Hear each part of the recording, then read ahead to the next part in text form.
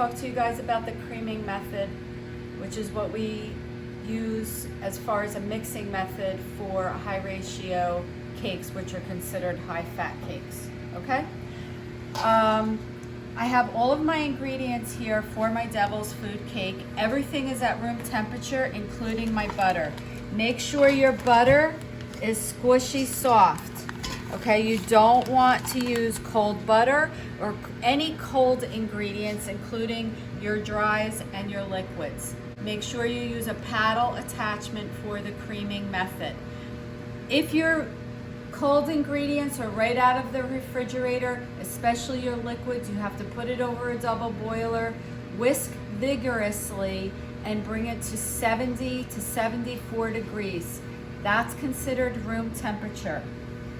My dries, which are my flour, salt, baking soda, baking powder, I whisk in advance after I measure the ingredients before I add it to my batter. My eggs I whisked over the double boiler to bring it to room temperature, and this is my buttermilk and my cocoa powder for my recipe.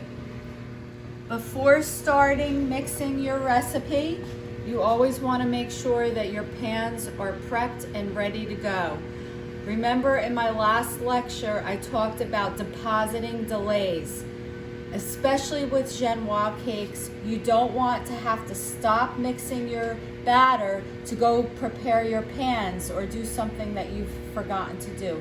Make sure you have your mise en place in order, your pans are ready to go and ready to be put in the oven. Okay, so I have my paddle attachment. I have my sugars in the bowl first. I like to do this so the butter doesn't stick to the bottom of the bowl. I'm adding my softened butter. I have my mixer on first speed just to get it started.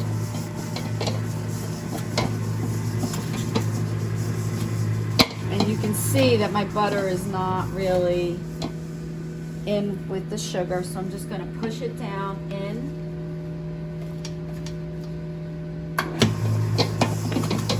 And I'm going to get it started on first speed. And then I'm going to quickly change the mixer to second speed on the 20-quart bowl. Now, if you're going to use your KitchenAid, you might have to put it on like speed 4 or 5, depending on the KitchenAid. So medium speed. And I'm going to cream this until it starts to get very, very smooth, and it's a little lighter looking than this. Do not over cream. So some people under cream and some people have a tendency to over cream. Over creaming is not good. What that's going to do is it's going to incorporate too much air into the batter, and your cake will deflate when it comes out of the oven. So this is completely creamed. It's well creamed, and I scraped my butter sugar mixture a couple of times while I was creaming it. I had this on medium speed for about 4 or 5 minutes, and now I'm going to add my eggs, making sure that as I stream it in, that it is well incorporated into the butter, a little bit at a time. Don't throw all your eggs into the butter all at once, because your butter is going to be lumpy and your butter will not be able to absorb the liquid, which is the eggs, properly. And remember, we talked about emulsification, which is very necessary when you are making high ratio cakes. So the fat has to be able to absorb the liquid a little bit at a time to create a proper emulsification. Now, at this point, if you notice that your fat is starting to curdle, do not panic. It's normal. And when we start to add the flour, It will allow the butter and the liquid to emulsify even more so. And remember, we said the flour was the emulsifier. It's the ingredient that brings the fat and the liquid together. So I'm going to scrape this really well. You notice I shut my mixer off. You're going to scrape your paddle. I use my hands. Make sure you move the paddle and you scrape the entire bowl, including that hump at the bottom of the bowl. That's very important. If you don't scrape well, then what's going to happen is you're going to have lumps in your batter. I'm going to mix it again. Make sure my eggs and my butter are well mixed together on medium speed. Don't over mix it, just until it's mixed well, nice and smooth. Okay, I'm going to shut it off. Okay, now at this point, after I've added my eggs, I'm going to alternate with my dry ingredients and my wet or my liquid ingredients. I'm going to add 1/3 of the flour at a time and 1/2 of the liquid. I'm going to start and end with the flour. So the first thing I'm going to do is I'm going to add, I'm going to move this paddle over and lower the bowl.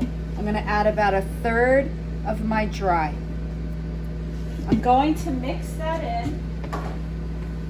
Start it on first speed so it doesn't fly out of the bowl. When you add the flour and you mix it in, just mix it until the flour disappears. Turn it on, second speed.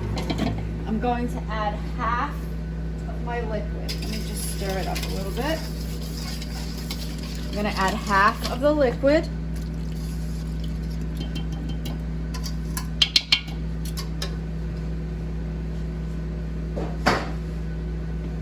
Start it on first speed to get it started.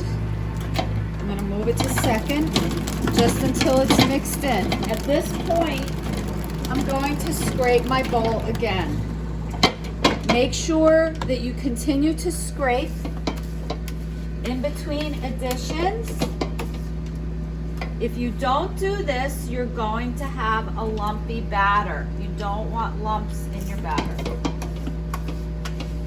And it won't be properly mixed.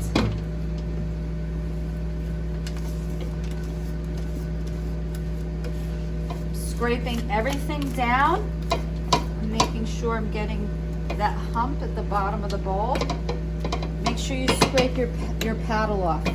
This is very important right here. The paddle collects a lot of the butter and the sugar mixture, and you always want to make sure that that's mixed in. So I'm going to mix this for a few seconds just to make sure everything's well mixed. Now I'm going to add the other 1/3 of my butter, of my flour, I'm sorry. So this is the second part of the 1/3.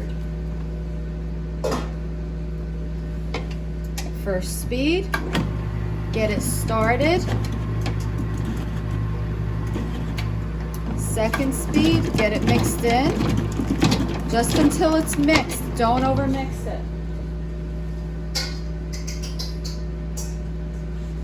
I'm going to add the rest of my liquid, which is the other 1/2. Okay, scrape that all in there. Your batter might still curdle a little bit. It's okay. Don't worry, it should be fine. If it's mixed properly, you shouldn't have to worry. It's on first speed. Then I'm going to add the balance of my flour. Here we go. This is the last, so I'm ending with the flour. You notice I'm not over mixing it. Started on first. Now I'm flicking the switch on and off. If I go any fast, gosh, this is first. Okay, now I'm putting it on second, just till it's mixed. I'm going to scrape it one more time. Get in there and scrape.